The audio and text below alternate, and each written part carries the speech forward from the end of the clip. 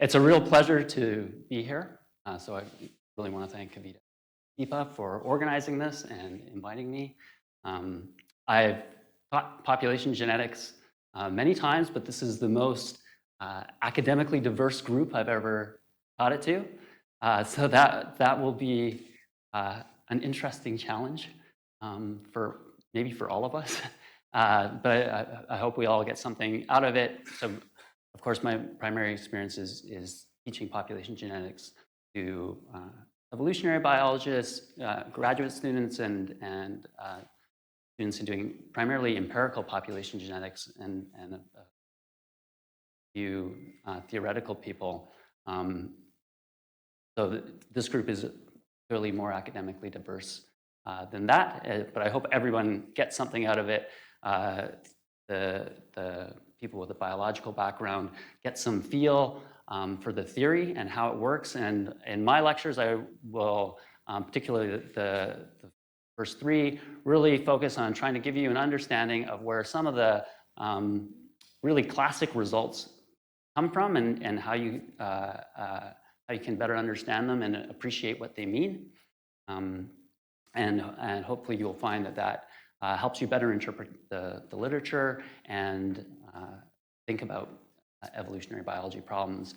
And for those of you coming from other fields, as you said, hopefully this will give you, the mathematics of it will be easy for you, but you'll get an appreciation maybe for how it's applied to problems in evolutionary biology and population genetics and the way we can frame these problems in a mathematical context. Okay, so I wanted to, given the sort of diverse background, I was thinking about this, and to help me get a bit of a feel for what the room is like, I want to ask a few questions, and so I'm going to ask you a few questions, and I just want you to respond by a show of hands, and I want you to put your hand all the way up if you really know the answer to this quite well, and you explain it to everybody in the room without too much difficulty, and keep your hand totally down if you really have no idea what I'm asking you about, and probably some of the things you might have some kind of idea of. Maybe you learned it in the past, but you've forgotten it or you've heard it a bit, and in that case, just put your hand halfway up, okay? And so I just want to ask a few sort of basic questions and to help me get a feel for the room, and maybe that will also help some of the other instructors. So, so maybe I'll just get people to close their eyes so nobody feels outed for not knowing something. Okay, so everyone just close your eyes again. Put your hand all the way up if you really know the answer, all the way down if you don't know it, and halfway up if you're somewhere in between. Okay, so if I had two loci with two alleles, a double heterozygote, and could you tell, and the recombination rate between the two, close your eyes, the recombination rate between the two was 0.3. Could you tell me what the products of meiosis would be, what the frequency of the gametes would be? So up, down, or halfway in between? Okay. Can you explain what the difference is between a synonymous site and a non-synonymous site is?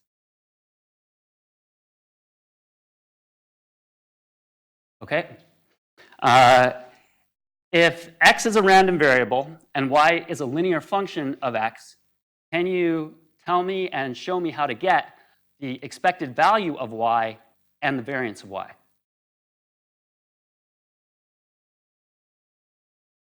Okay. Do you know what a Taylor series approximation is, and can you perform one? Okay.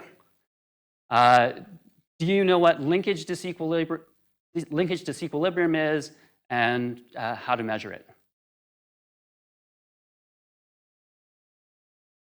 Okay. And last one, do you know what the McDonald-Kreitman test is and how it can be used as the basis for estimating alpha, the fraction of substitutions that are due to adaptive evolution? Okay. Okay. It wasn't too different than what I expected. There was high variance in who knew what and low correlation. Okay, so my first lecture today is going to be cover some very basic ground that certainly will be very rudimentary for some of you, but is really key to much of the rest of what I'll do, and I expect will also for the things that Guy will be covering as well. So let's just make sure we know the basics. So I'm going to begin with some very basics of probability theory. So if we have some random event that some random event A, we can talk about the probability of A occurring, and of course a probability has to lie between 0 and 1. And if we think about all possible values of X, the probability, the sum of all those probabilities has to sum to 1.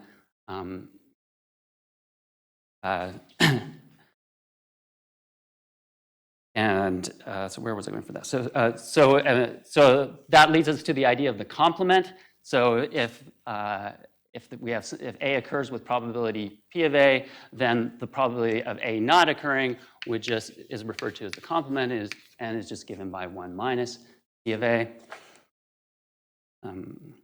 The next basic thing I want to mention is a conditional probability. So this means the probability of A given B is just the probability of A and B both occurring divided by the probability of B. If any of this is new for you, I suggest you I've created a set of notes that have been or will be posted shortly, and you can go through this on your own. And I think it's helpful for you if you're not totally comfortable with this, to try and think of simple examples that will help you get a more of an intuitive feel for these equations. Okay. A really, really key idea in probability theory is the idea of independence. So if two events are independent, what that means is that knowing one has occurred doesn't tell you anything about the probability that the other thing has occurred. So if we think about this, then the probability of A given B, if those two events are independent, then I told you that knowing B has occurred doesn't actually tell you anything about the probability of A occurring. So if A and B are independent, then the probability of A given B is just the probability of A. But this is the general result. So this has to also, in that case, be equal to this. Whoops. And so we can rearrange that to be probability of A and B is just equal to the probability of A times the probability of B. And this is what at least I refer to as the and rule of probability theory. So whenever you're thinking about probabilities and when you were verbalizing it to yourself and saying, what's the probability of A and B? The first thing you should ask yourself is, are those events independent from one another? So if you say the probability of A and B, so as soon as you say the word and is one of the magic words in probability theory. So as soon as you hear the word and, a flag should go up in your brain, and you ask yourself, are those events independent? If they are, then I can use this and rule, that the probability of A and B is just the product of the probability of A times the probability of B. We use that all the time. Okay.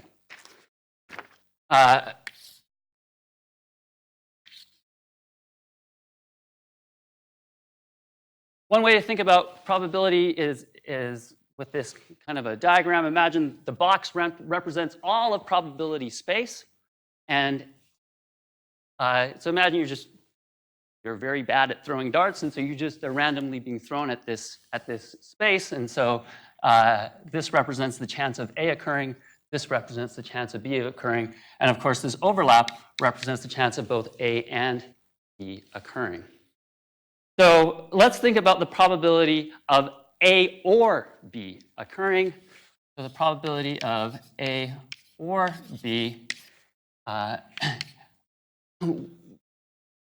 we can think of that as, we can break that down into 3 spaces on this figure.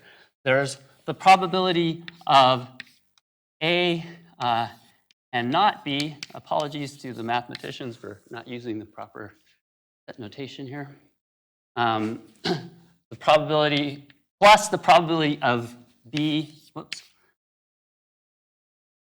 not A occurring, which of course would just be this space here, plus the probability of A and B occurring. Plus probability of A and B occurring. The other way you can think of that, or you can think of it as it's the probability of A, all of the A space, plus the probability of B. But if you do that, you've double counted this overlap, right? So you have to subtract off the probability of A and B. This leads to the other sort of the other magic word of probability theory, what I think of as the OR rule, which applies to mutually exclusive events. So this figure does not represent mutually exclusive events, right? Because A and B can both occur. But if A and B can't co-occur, then the probability of A or B, so for mutually exclusive events, the probability of A or B is just equal to the probability of A plus the probability of B. Okay? We don't have to worry about this because in the case of mutually exclusive events, the probability of A and B, 0. Okay, so again, when you're thinking about a problem and you say in your head, oh, I have to figure out the probability of A or B, the question you need to ask yourself immediately is, are A and B mutually exclusive? If they are, then ding, ding, ding, I get to use the OR rule, where the probability of A or B is just the sum of the probability of A plus the probability of B. Okay? Great. Okay, random variable. So what's a random variable? A random variable is something whose value depends on the outcome of some stochastic event. So for example, we might flip a coin, and if the coin is heads, you get you assign x the value of 1, and if it's tails, you assign x the value of 0.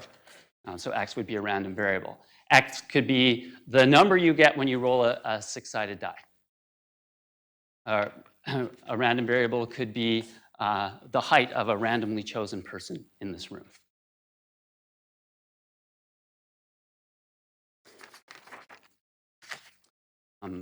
Often we're interested in probability distributions. So a simple probability distribution would be the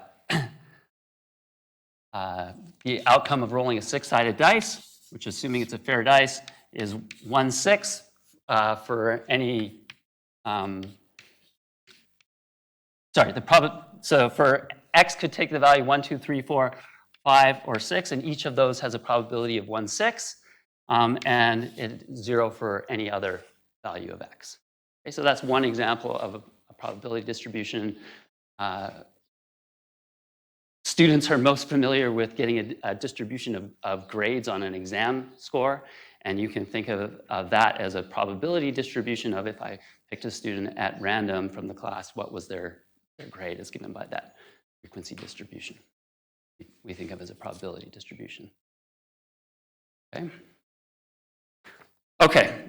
So we routinely need to use summary statistics from probability distributions, the simple of which, of course, is just the mean of the distribution, or what's called the expected value. And the expected value, here, so I won't rewrite it. The expected value, written like this, the expected value of x, which we also often write just as x bar, is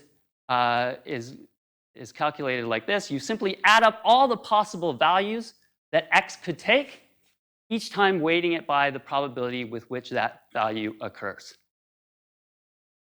Now, most of you in grade school will have learned to calculate a mean by adding up all the values in a list of values and then dividing it by the number of items in that list. That's really just the same thing as this, right? Because if there's n values, then each value in that list occurs with chance 1 over n. So it's the same thing.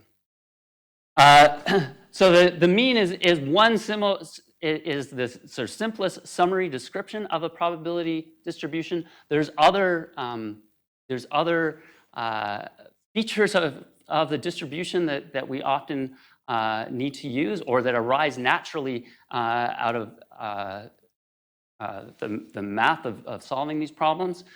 And so the second most important feature of the distribution is the variance, which is also known as the second central moment.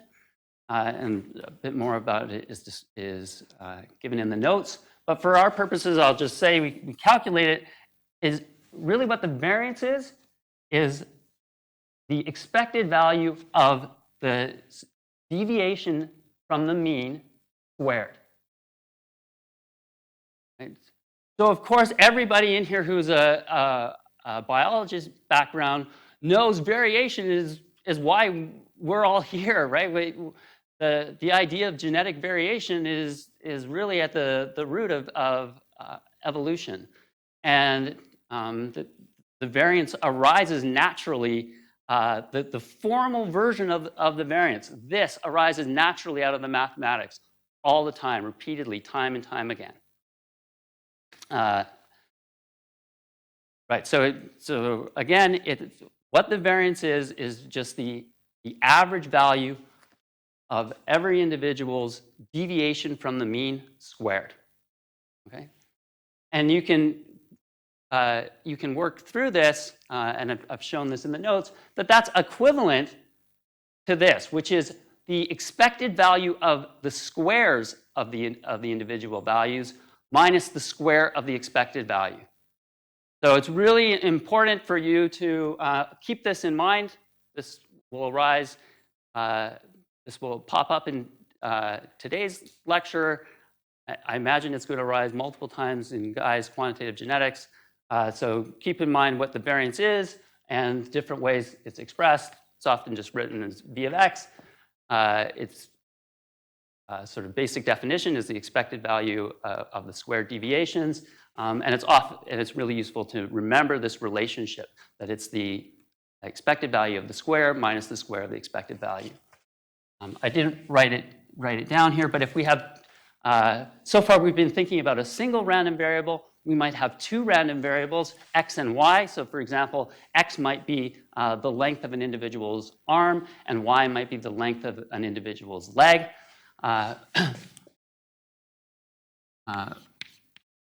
So then we have a bivariate distribution, and one feature of that bivariate distribution would be the covariance between x and y. And that's just, you take every individual's deviation from the mean with respect to x. So do you have a longer than average or a shorter than average arm? And you multiply it by that individual's deviation with respect to the y variable. Do you have a longer than average or a shorter than average leg? And you take the average of that product. Okay, so that's the covariance. In my experience, many biology students have kind of heard of a covariance before. You know, they're certainly aware of the idea of a covariance that two variables might be related. This is the formal definition of a covariance. And a correlation is just the standardized version of the covariance, standardized by the magnitude of the variances. Yeah.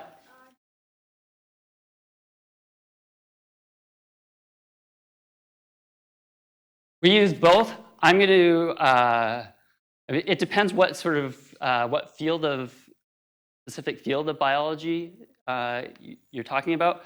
I'm going to use discrete models, I think, for pretty much everything I do, mostly because I think it's easier, especially for people with a biology background, to think about the discrete models. Oftentimes, there's a discrete version and a continuous version of many of the things that we'll do. I'll, for the most part, maybe entirely stick with the discrete case because I think that's conceptually easier for people to understand. For some reason, biologists are much more comfortable with this than they are with that.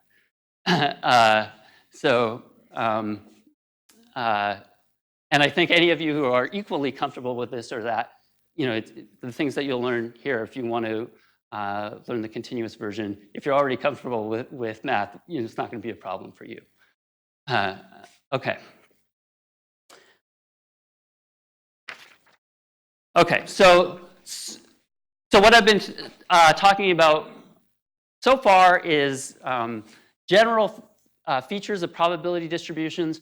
I'm going to now mention two specific probability distributions that are really, really important to population genetics. Well, at least the second one is, but the first one is the basis for the second one. So the first one is the very simplest probability distribution. It's what's known as a Bernoulli probability distribution. So a Bernoulli distribution applies to a variable that only has two outcomes that are traditionally called a success and a failure. So an example could be flipping a coin, and you call a heads getting a success and a tail getting a failure. And a Bernoulli variable takes the value of, can take two values, 0 for a failure and 1 for a success.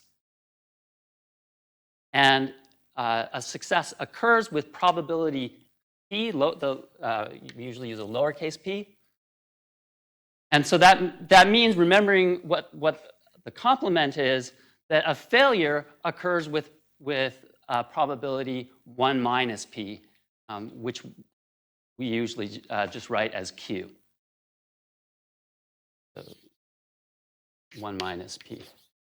So I will often just talk about p and q, and if I say q without otherwise defining it, I always mean it as 1 minus p. So a very simple exercise for you to do, if you aren't familiar with any of these ideas of means and variance, is to go and calculate what's the expected value of x if x is a Bernoulli variable, and you'll find that the expected value of x is just p, right? If you apply this rule, right, in the case of a Bernoulli variable, you get the value 1 with probability p, and you get the value 0 with probability q. So that goes to p. You should also, especially if you're new to this, go through and calculate the variance for a Bernoulli variable, and you'll find that the variance is equal to pq. Now, those of you who are biologists who have taken very basic genetics, you will have learned some, maybe Hardy-Weinberg or something. You will have seen PQ arise before, right? You've seen that combination of letters written down before. Okay, that is not a coincidence that you've seen this before and that it's the variance of a Bernoulli variable. Okay. So the Bernoulli variable leads naturally to the second probability distribution I'll talk about, which is the binomial distribution. And the binomial distribution is just the sum of n independent and identically distributed Bernoulli variables. So for example, if I say the outcome of a coin toss is 1 or 0, and I ask each of you to flip a coin 10 times, so you're doing 10 trials, and give me the number of heads, right? So you're summing up the outcomes of all those individual and independent Bernoulli trials. So so if we call the sum of those 10 coin flips x, then x would be a binomial variable coming from a binomial distribution with 10 trials. So noted that here, if x is binomial distributed with 10 trials, and where p represents the probability of success on each of those individual trials. So x can take any of the integer values between 0 and 10 in that example. Okay. So so for the binomial variable, we can ask what's the probability of getting a particular value of x, and I don't think I'll go through this in detail, but I want to give you a bit of a feel for it.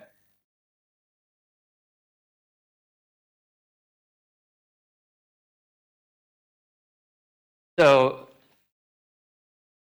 it's partly this, which represents, one way to think about it is imagine I said, what's the probability of getting exactly 3 heads in a row followed by 7 tails, right? Then you would say, oh, well, so a way to think about it, going back to the things I said at the beginning, is what's the probability I get a heads on the first one and ding, ding, ding, magic word, a heads on the second one, right?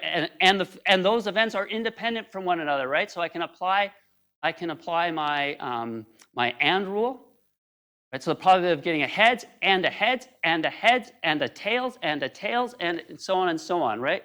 So that would be the probability of heads on the first one times heads on the second one times heads on the third one times the chance of getting tails on the fourth one, et cetera, et cetera. And so that in that example, that would become minus 3. So that's this part. But there's lots of different ways that I could end up with exactly 3, right? In that example, I said the first 3 are, right? But it could be the second 3, or it could be the first one and the fourth one and the 7th one. And so we have to think about all the different ways that we can order 3 successes out of in 10 trials, and that's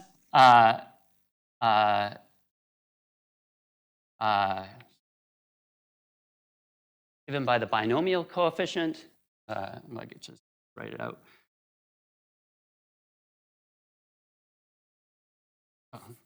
Sorry. Factorial over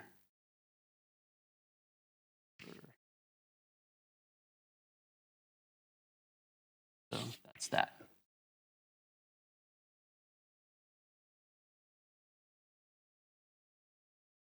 Oh, sorry. Yep. Thank you. And choose K. Yes. And choose X. Thank you. Please correct me when I make errors, which I will do. Especially, I will make plus signs into minus signs by mistake and leave out factors of 2. So please catch me when I make those things. Right. So that, if you want to understand why that is that way, there's a bit of a description in the notes. But you can also just memorize it for our purposes. Okay. So that's the very basics of probability. Now let's get into population genetics. Okay.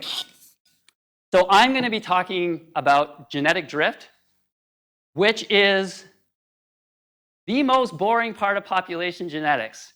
At least that's the way I thought about it. When I started in evolution, I certainly did not get into evolutionary biology because I was excited by genetic drift. I don't know anyone who does, maybe some mathematicians. But it is also I think the part of evolutionary biology that is the most difficult for biologists to understand and appreciate how it works. And it's really important to understanding sequence variation. And it's also important for, if you're like me, you got an interest in evolutionary biology primarily because of natural selection. That was the evolutionary force that you cared about. And it turns out genetic drift matters for things that are under selection. Right? It matters for everything. And so that's what I'll be talking about in my first few lectures. I also feel that genetic drift is the most misunderstood concept by people who are new to the field. So I want to start with a very simple example. I have, imagine we have a small little island that has 2 monkeys on the island, a male and a female. The male is a homozygote, 2 copies of the big A allele. The female is a heterozygote. That's our population. What's the frequency of the big A allele in this population?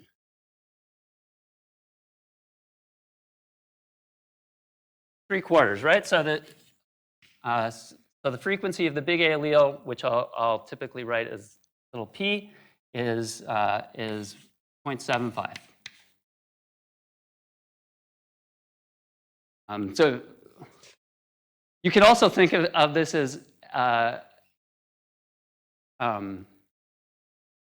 you think of drawing allele at random from this population. What's the chance that it's big A, right? That's like a Bernoulli trial, 0.75.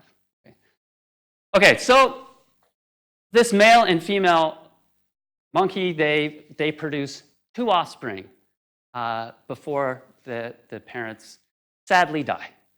And they make a son and a daughter.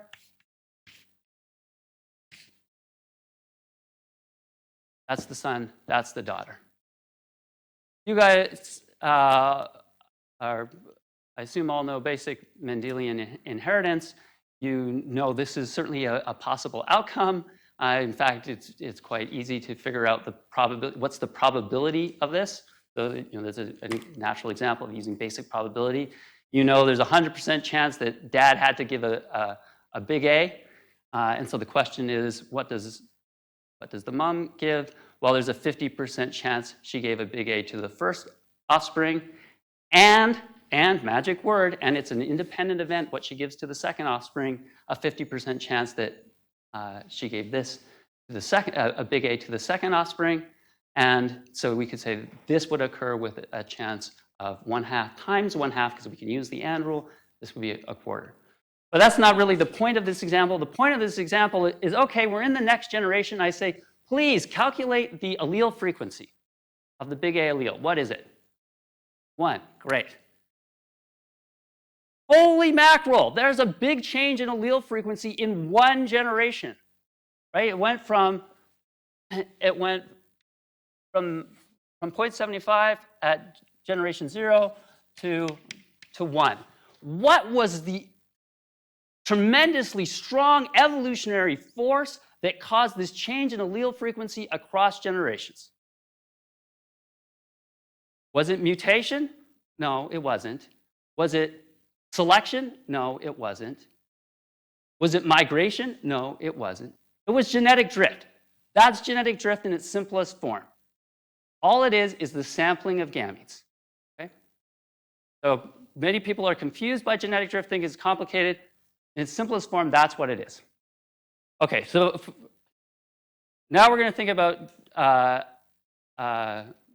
genetic drift and the sampling of gametes in a somewhat, we are going to think about monkeys on islands. We're going to think about it in a more abstract way, and that is that individuals produce essentially an infinite number of gametes that go into a gamete pool, and that we sample a finite number of gametes from that infinite gamete pool to create the next generation. So and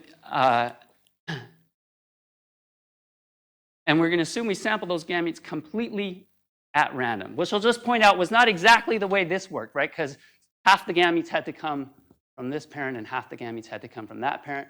But for now, we're going to forget all that and just say all the gametes go into a gamete pool, and without any restrictions, we just simply sample gametes. So, if we're creating a population, a diploid population of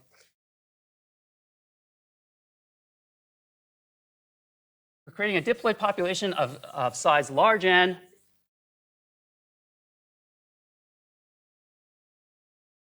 then that means we're going to have to sample 2n gametes from our gamete pool to make our diploid population the next generation.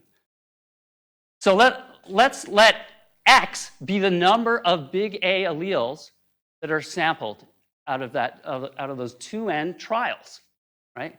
Each one of those trials is like a Bernoulli variable. We either get a big A or we don't get a big A. So X is going to be the sum of those 2n Bernoulli trials. So so that means X is a binomially distributed variable. Comes from a binomial distribution with 2n trials, each with probability P of a success, of being a big A. Okay, so we can use just a simple binomial distribution. Well, I guess I've erased it now, but you can use that probability distribution for figuring out exactly the chance of getting 0 big A alleles, 1 big A allele, 2 big A alleles, 77 big A alleles, 1,007 big A alleles, right? For whatever your population size is.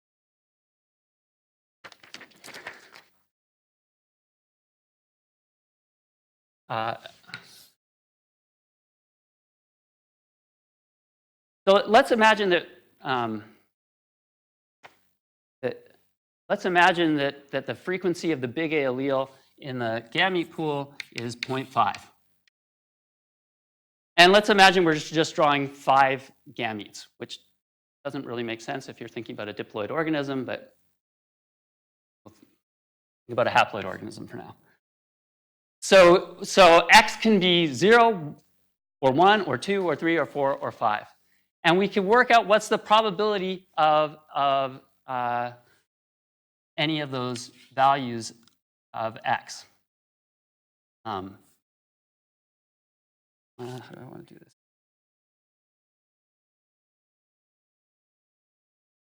Instead of thinking about X, I'm going to think about the allele frequency in that sample. So So P prime is the frequency of the big A allele after sampling, which will just be X, the number of big A alleles, divided by lowercase n, in this case, the number of gametes that we're drawing. Okay? So in this case, we could get 0 big A alleles. So P prime could be 0, or we could get 1 big A allele, which would be 0.2, or we could get 2 big A alleles, which would be 0.4, etc. And we could use our binomial probability distribution to figure out what the probability of each of those things are, and it would look something like this. we could figure out what the expected value of that distribution was, what the mean of that distribution is. And you know intuitively what it is. It's 0.5. You could work through some of the results there to confirm that. I want to point out one simple thing, again, for the biologists in the room. We call it the expected value, right? The expected value is 0.5. That's not the value we expect, right? There's actually 0 chance you will get 0.5. It's not the value necessarily that you expect to get. Just a point of clarification there.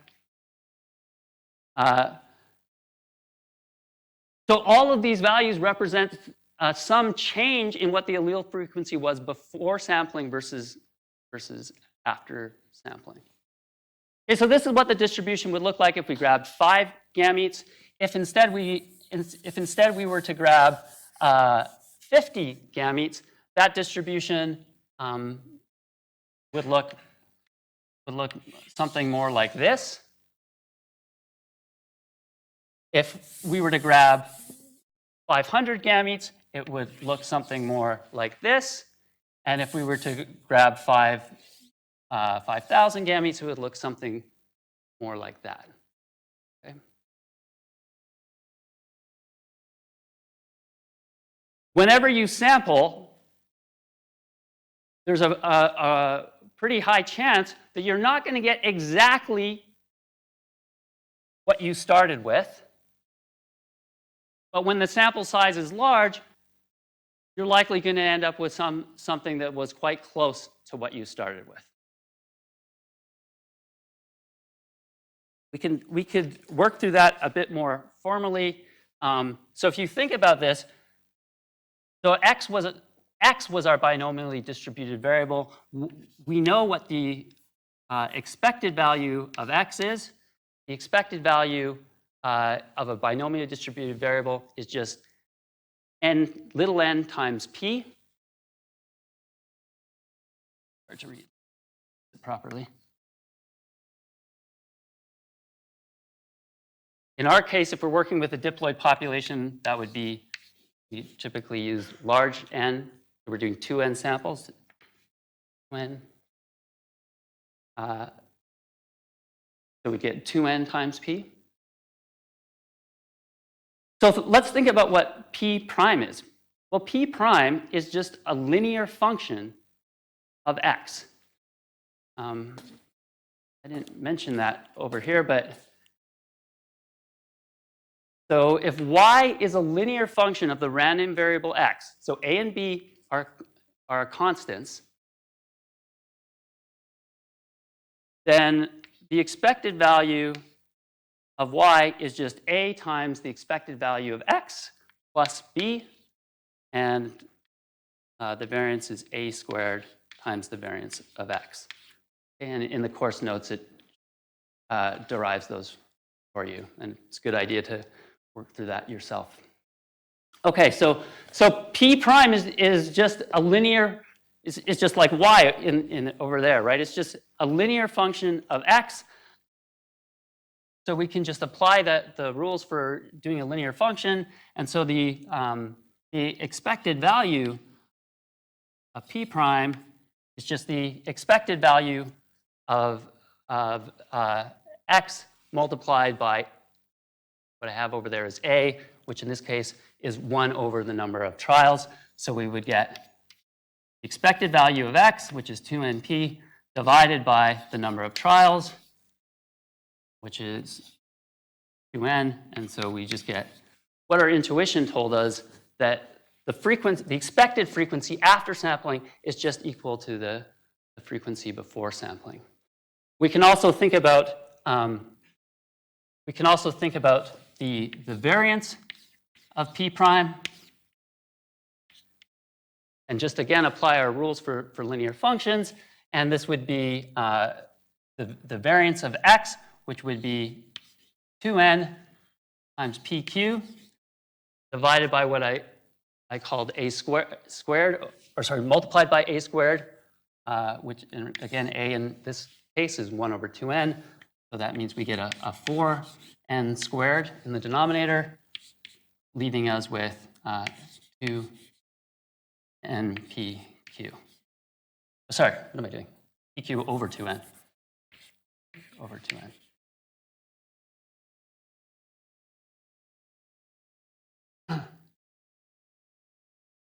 As evolutionary biologists, it's often more natural for us to think about what the change in allele frequency is. I'll write as delta P.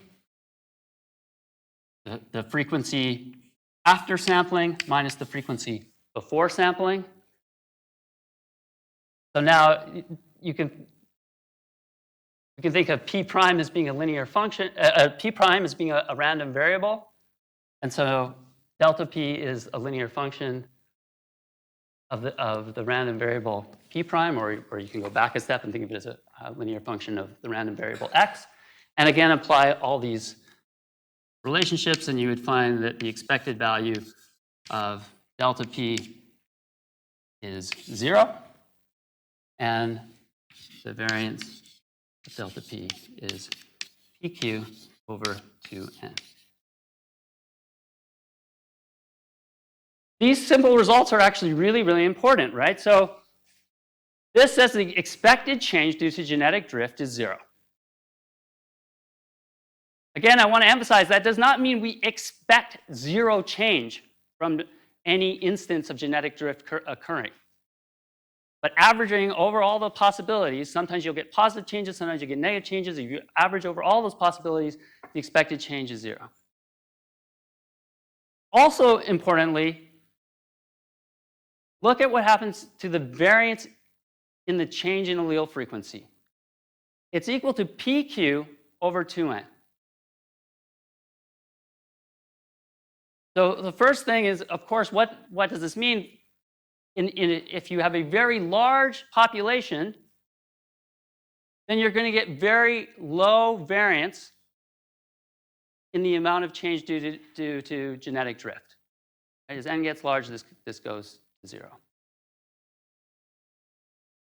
So that's mathematically showing you what I was showing you with those distributions becoming narrower and narrower as sample size goes up.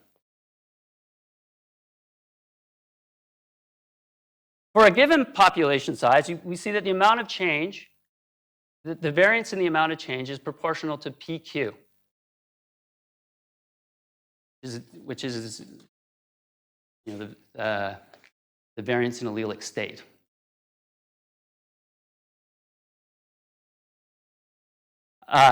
So, maybe said sort of more conceptually in a simpler way, every generation you're doing sampling, you're getting a little, if you think of allele frequency, imagine 0, allele frequency of 0 is there, and going to allele frequency of 1, you start in some place on that line, you do a sampling event, and you get a little shift, right? If it's a small population, you might get a bigger shift. And the shift could go either way, right? So, you do a little dance back and forth, up and down, up and down. There's always some possibility of change occurring until PQ goes to 0, which happens if either P is 0 or Q is 0. So what that has to mean is that you're bouncing around. You're going to be bouncing around until you hit one of the boundaries. And once you hit one of the boundaries, you're stuck. You're done. Game over. So think about what that has to mean. That has to mean that if genetic drift is the only force operating, sooner or later, you're going to lose all the variation. It's inevitable. It has to happen.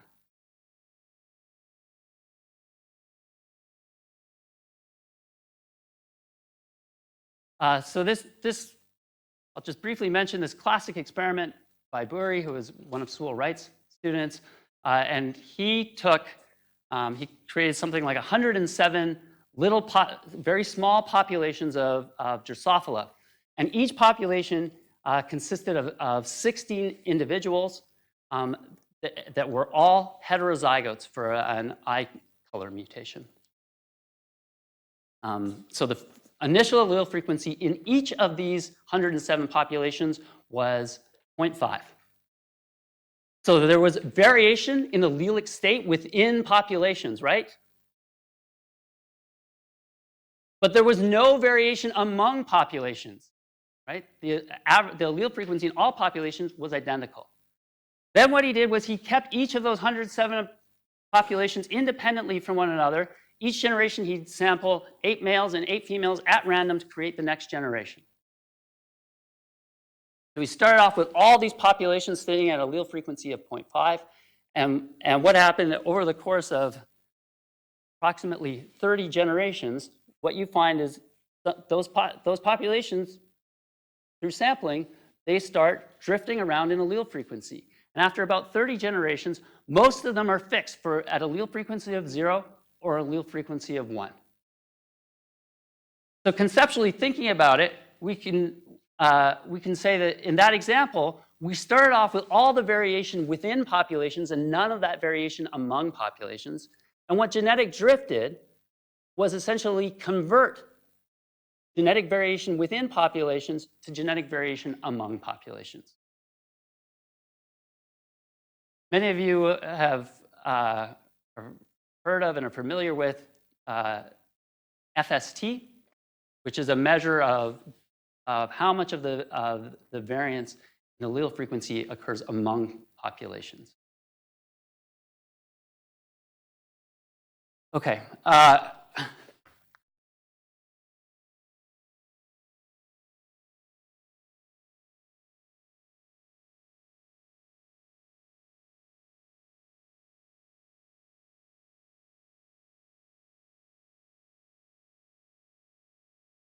Yeah, so certainly the amount of, so we're going to talk about some ideas related to that. In real populations, it's complicated by migration occurring, but we're going to get to some of those ideas when we sort of really get into the coalescence next lecture, I think. Okay.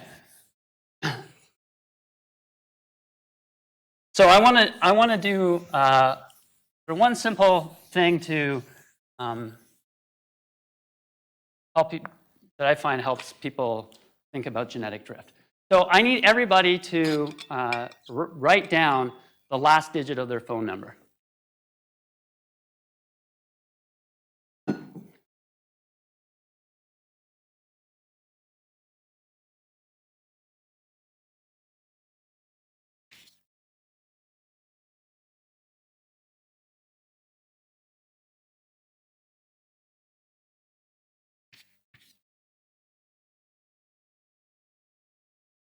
Okay, we have a small population, diploid population of 5 individuals.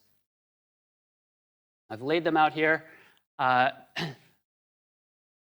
going to imagine they each start with a unique allele, with a pair of unique alleles that I've labeled A through J. They each make an infinite number of gametes, and we sample those gametes to create the next generation. And we're going to sample by what position the allele is, their spatial position on the board. Okay. So what was your random or your number? 4. Okay. So the first allele we sample is an E. Your number 5, an F. Next person. 0. Next person. 9. Next person. 9 again. Okay. We've just had the same one twice. Think about what the consequence of that's going to be. Next person. 7.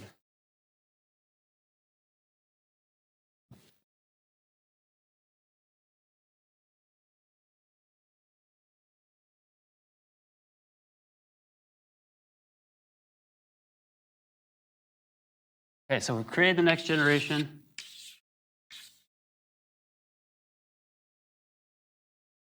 Some quick observations. What can we say?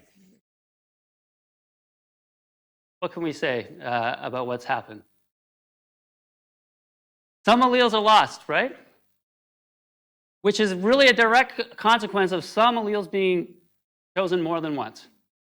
As soon as the first one gets chosen more than once, then if you're holding population size constant, that means for every winner, there's got to be a loser. Okay, so we've created the first generation. Let's call this generation 0, generation 1. Let's do generation 2, wherever we left off. No. Position, give me your number. 6. So in position 6 is a G.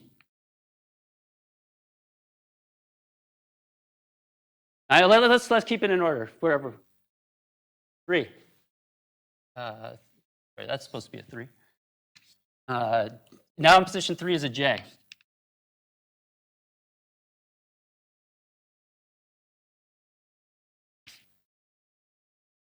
Eight, H.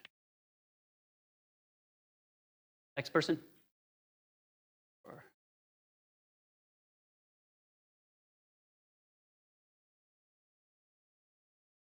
Person.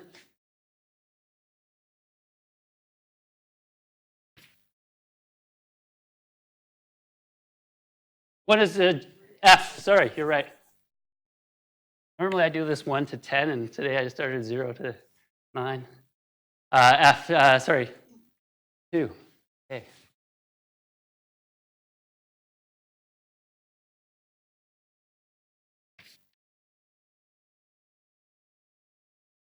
Person.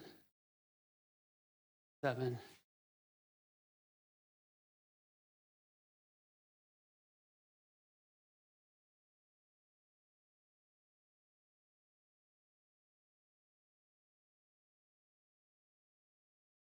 I'm sorry? I don't think I understand the question.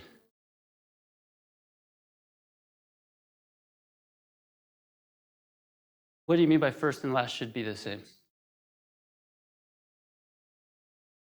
Oh, yeah, no, that's just, yeah, that just happened. Yeah. I didn't even notice that. Okay. So we could keep doing this.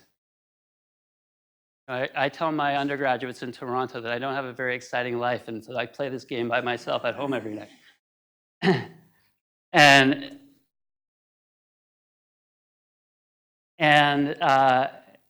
I pretend that I play it because, you know, almost every time you play it, it will be different. But some features of the game will always be the same. What will happen? What's eventually going to happen here?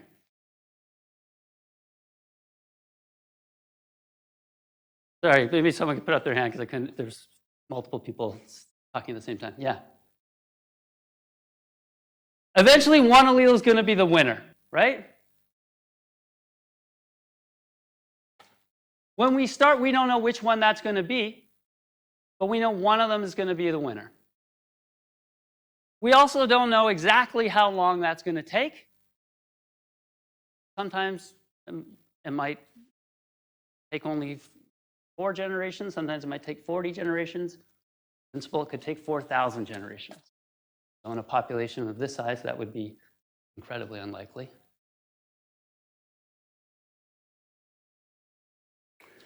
So a couple of points emerge from thinking about this genetic drift game. So we all agree, I think, that eventually we're going to end up with just one allele. Okay? And so that means all those alleles will trace back to one allele at time 0. Now, I just want to point out, you know, I'd like to remind my undergraduates, that doesn't mean that at time 0 there was only one allele or only one individual in the population and everybody descended from that one individual. Just an outcome of this process.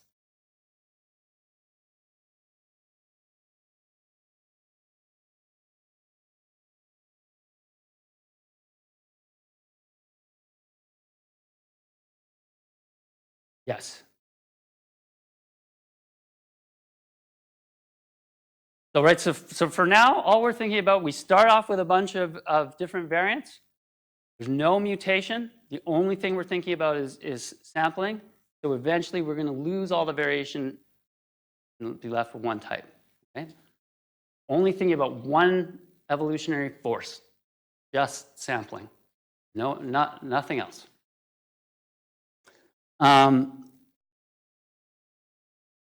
Okay, so we played this game, or we started playing this game with a population size of 5 individuals. If I played this game with 50, starting with 50 individuals and keeping the population size at 50, and I gave unique names to each allele in the beginning, what qualitatively would be different about the game? Yeah, on average, it's going to take longer for the game to end, right? You're going to lose variation more slowly.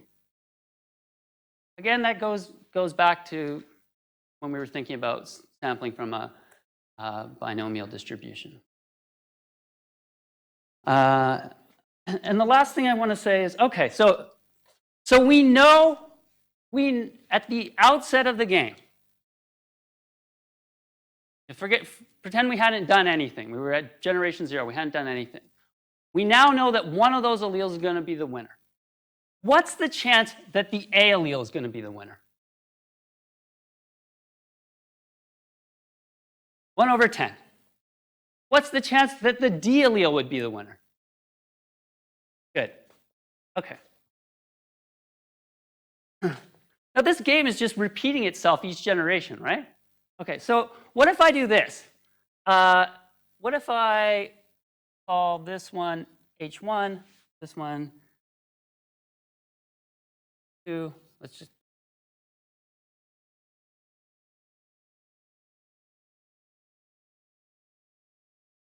At this point in time, what's the chance that H1 will be the winner?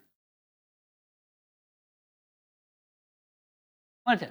What's the chance that H2 will be the winner? What's the chance H3 will be the winner? Okay. So what's the chance that H is the winner? So think about, let's break that down a bit for a second. That's the chance that H1 is a winner, or ding, ding, ding, H2 is a winner, or ding, ding, ding, H3 is a winner. Right? If H1 wins, can H2 win? No, those are mutually exclusive possibilities, right? So we can think about the chance that H1 wins, or the chance H2 wins, or the chance H3 wins. Right? This one has a 1/10 chance winning, plus 1/10 plus 1/10 is 3/10. What's the frequency of H in the population? Coincidence. No, it's not a coincidence, right? Like this is a simple way of seeing what to me is not an intuitive result. But it's a really important one. The probability of a neutral allele spreading to fixation is just equal to its frequency. I don't know about you, but certainly before I thought about this, if someone had said to me, oh, and the frequency of an allele is 0.173, what's the chance that it will eventually spread to fixation? You think about all the possible trajectories it could take. It might seem a very difficult problem, but in fact, it's really simple. It's just 0.173. It's frequency. And you can sort of see that intuitively through this genetic drift game. Okay. How am I doing on time here? Okay. So next time I'm going to get into coalescence, but before I do that, I want to think about sort of the same idea, but yeah. Yes. No, I don't think that's true. I think what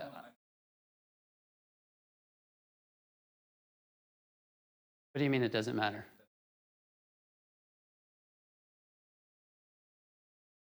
I think as long as the population size stays finite, doesn't have to stay constant in size. As long as it stays finite, you're guaranteed that one allele will go to fixation, and you would just go through the exact same procedure, and it would be its allele frequency. Yeah.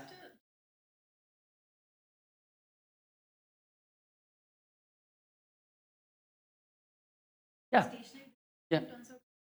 Yep. Yeah, this is a memoryless process, right? Every generation you're just sampling, there's a chance of changing. Yeah.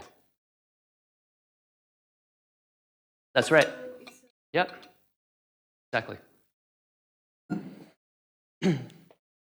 Okay, so I want to think of, so we see that we're going to lose diversity, and I want to think about, I want to think quantitatively about the rate at which we expect to lose diversity. And the way we're going to do that is by thinking about the probability that two alleles will, chosen at random will be identical to one another, right? So conceptually, you can see that as we play this game, we start at the beginning, we sample two alleles. By definition of how we play this game, the probability of two alleles being identical at time 0 is 0. And eventually, the probability that if I sample two alleles, they'll be identical, that will be 1. Okay? But let's think about how that probability changes over time. So I'm going to let F be the probability that two alleles are identical. And at time 0, I said that's 0. Pardon me?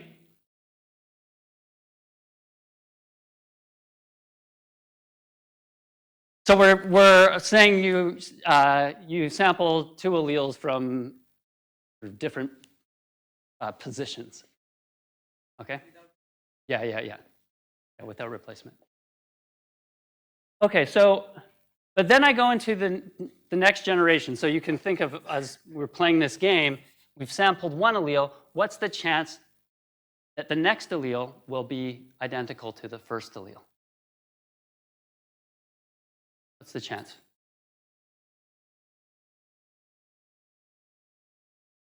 In our example, it would be 1/10.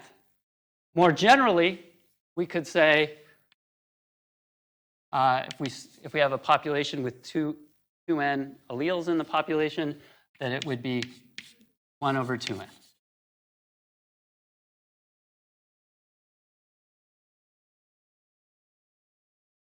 It gets a little bit trickier when we go to the second generation.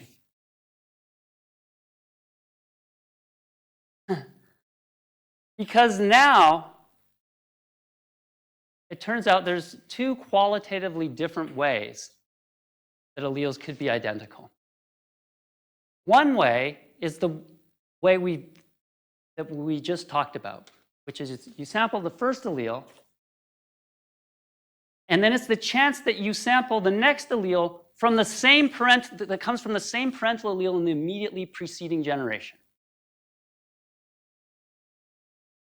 So let's imagine we're talking about this allele and that allele. We're talking about that kind of event. So what's the chance of that happening? That two alleles will be identical from the immediately preceding generation.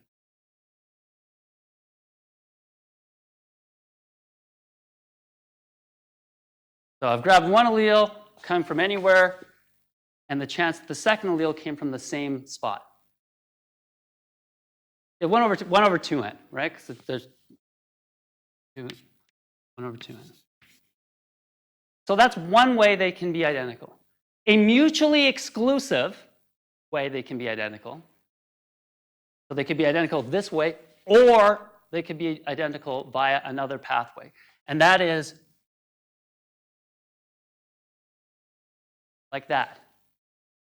So that means that for that to happen, it means that this thing didn't happen, right? So this is the first way or the second way they can be identical. And a requirement is that you don't sample them from the same position in the immediately preceding generation. And you need something else to happen, right? Which is that you need the alleles to already be identical by descent.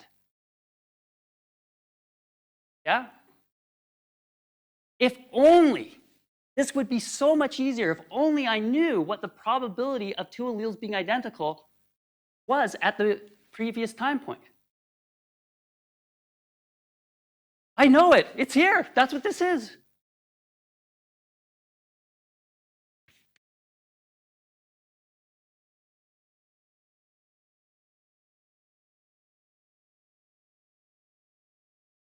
So in fact, you can do this for any time t.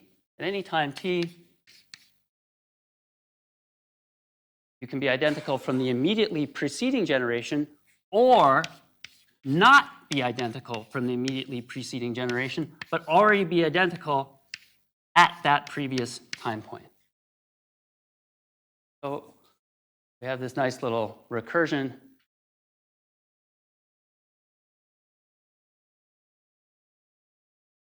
Which you can write in other forms that are in the notes, but do it here. That will look something like that. So those of you who are interested in heterozygosity, you can think of heterozygosity as 1 minus that.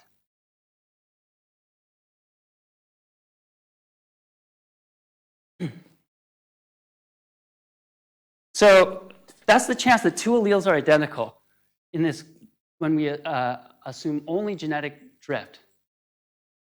Now, so when we assume on genetic drift, we can only lose variant, right? The chance of alleles being identical always always going to increase in that way. But in real life, what happens? What generates variation? Mutation. So we can modify this result. We can build in mutation into it and then think about what will happen at equilibrium. So now when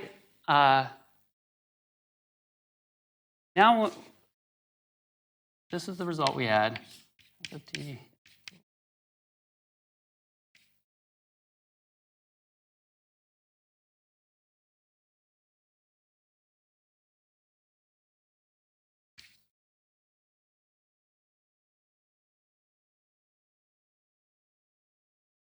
So we have these different ways that two alleles could be identical. But what do we need not to happen for these two alleles to now if we're allowing for mutation, what additional thing do we need not to happen? We need them not to mutate, right? We need them not, these things can't mutate during this time for them to still be identical. Or if we were considering the other path by which they could be identical. Again, we need this one not to mutate, and we need this one not to mutate.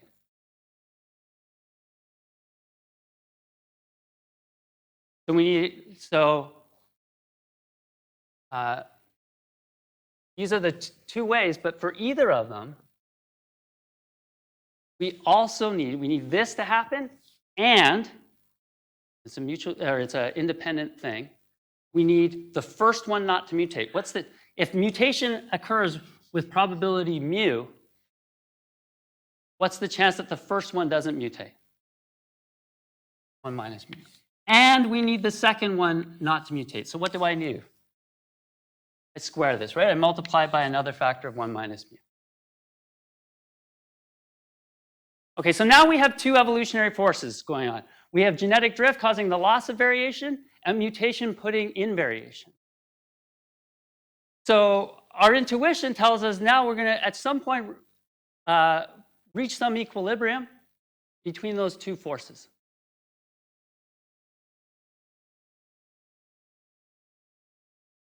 So what happens by definition, what happens to F after it reaches an equilibrium? What happens to it over time once it's reached equilibrium? It stays constant, right? So at equilibrium, f of t minus 1 is equal to f of t, right? So at equilibrium, that needs to be true. So we can solve this for f. Yeah.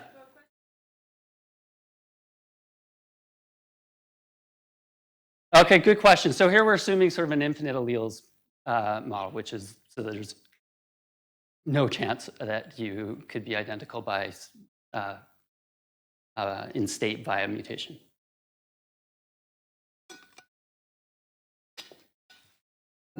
Okay, so it turns out if you want to solve this exactly, you get some big ugly answer. And so instead, we do an approximation. Formally, it's a Taylor series approximation, deleting order in 1 over 2n and mu. But more informally, we can think of it in the following way. We're going to assume n is pretty large. So that means 1 over 2n is something small. We're also going to assume that the mutation rate is something small. So what happens if you multiply two small numbers together? They become much smaller, right? So you take two small, what I tell my undergrads is you take two small numbers, multiply them together, you get a teeny tiny number, which is, not quite the formal mathematical way of saying it.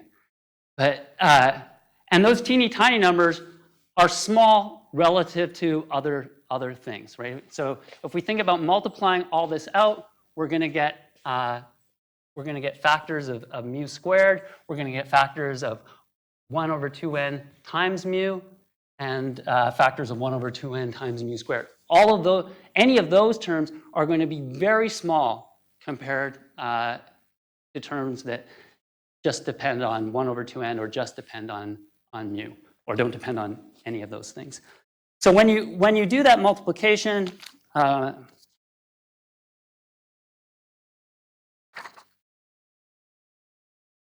do it out, you get 1 minus f star, 1 minus f star over 2n plus minus 2 star.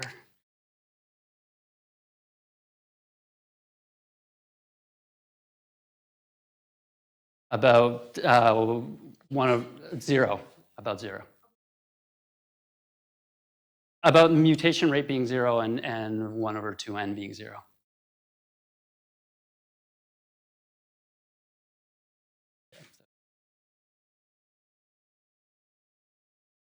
Yeah, so you can, I mean, if you want to, you could think of this as being order plus terms of order epsilon squared, where 1 over 2n is of order epsilon and mu is of order epsilon. And then you're doing it about epsilon equals 0.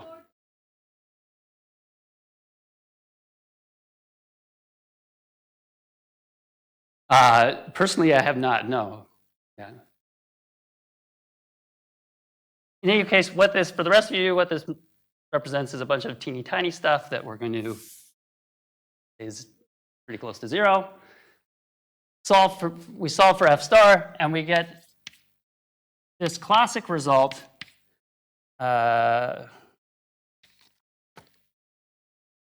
over 1 plus 4 n mu, which we also write as 1 over 1 plus beta. So this 4n mu arises so often in population genetics, it gets its own symbol, beta. So think about what this means. This means when population size is large, the probability of alleles being identical at equilibrium will be lower than if population size was smaller. And if mutation rate is higher, that probably would be lower than if mutation rate was lower. Okay? This corresponds to the power of drift, and this corresponds to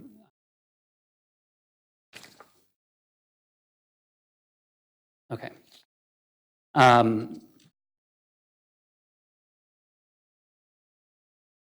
So I want to briefly talk about effective population size. Won't have time to get through as much of it as I talked about, or as I'd hoped, but many of you have heard the idea of effective population size. I think this is also one of the most misunderstood ideas amongst people new to the field. So far, the way we've been thinking about a population, we thought about it in the way that was easiest to deal with mathematically. It's what we refer to as the ideal population, because it's ideal mathematically. It's of constant size. We sample alleles completely at random. There's no constraints on how we have to sample, how we can sample those alleles. And so the way genetic drift works in that ideal population is everything depends only on population size in the ideal population. It's because there's no other variable in the ideal population, right? That's the only thing it can depend on is population size. So the population size completely captures everything about genetic drift in the ideal population. Well, real populations aren't ideal in many ways. For example, they change in size across generations sometimes. They might have constraints on how you sample alleles. For example, you might be working with a species that has males and females, and you have to sample half the gametes out of the males and half the gametes out of the females. You're not sampling completely at random. There's constraints on sampling. There's also implicit assumptions about the variance in reproductive success in the ideal population. And in reality, natural populations actually have much more variance in reproductive success per individual than arises out of the way that sampling works in our ideal population. And all of these kinds of things influence the way genetic drift works.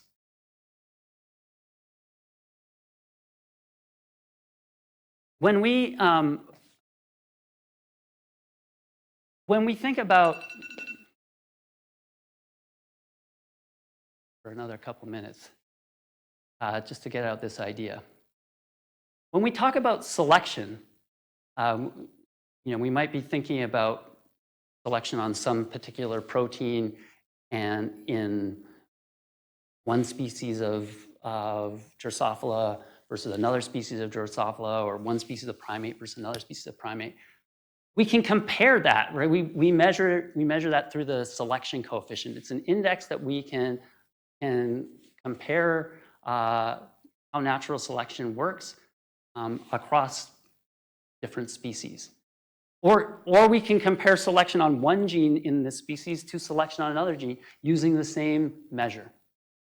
Well, essentially, we'd like to be able to do the same thing for measuring the force of genetic drift operating on one species versus another species, or even one part of the genome versus another part of the genome within a species.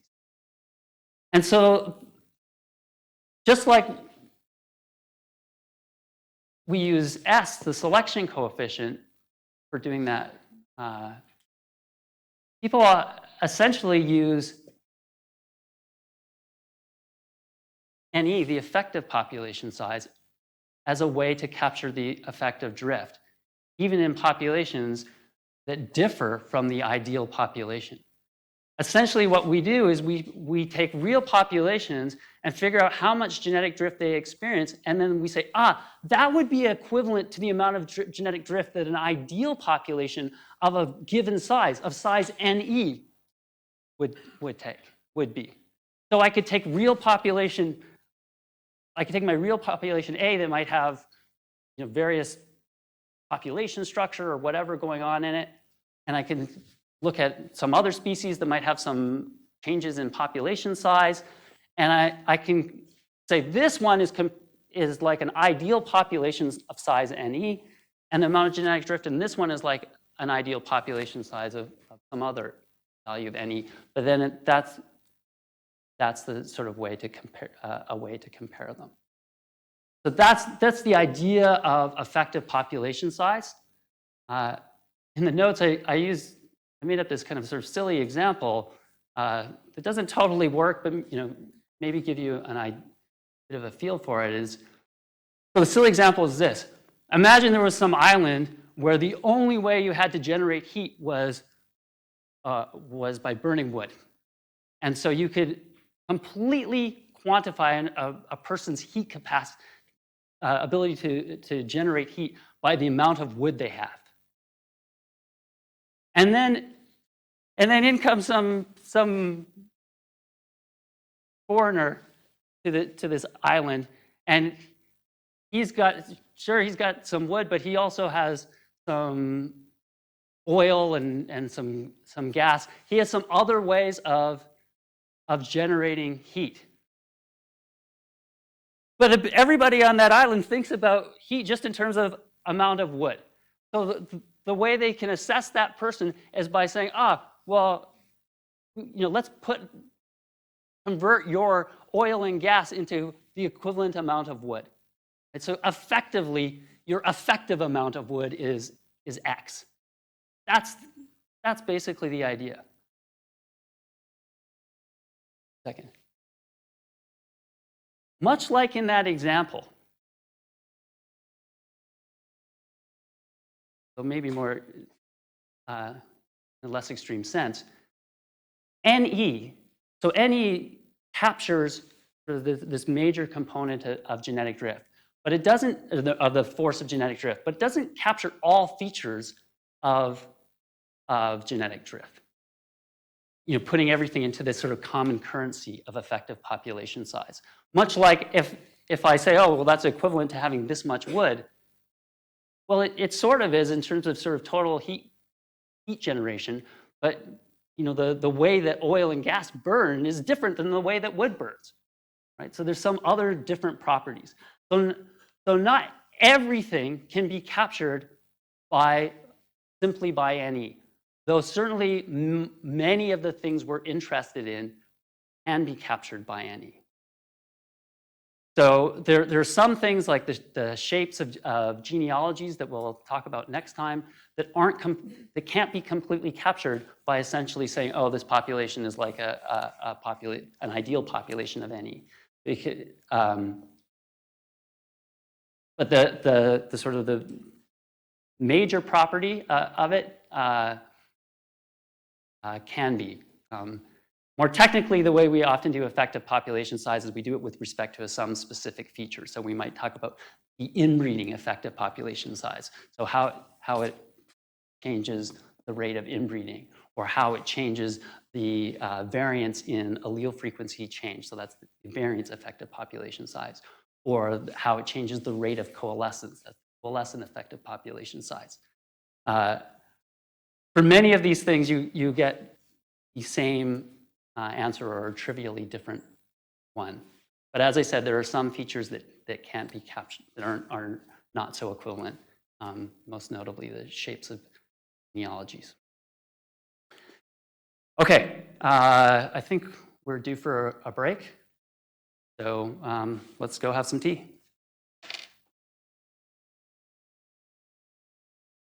And I'm happy to answer questions during the break if you have any.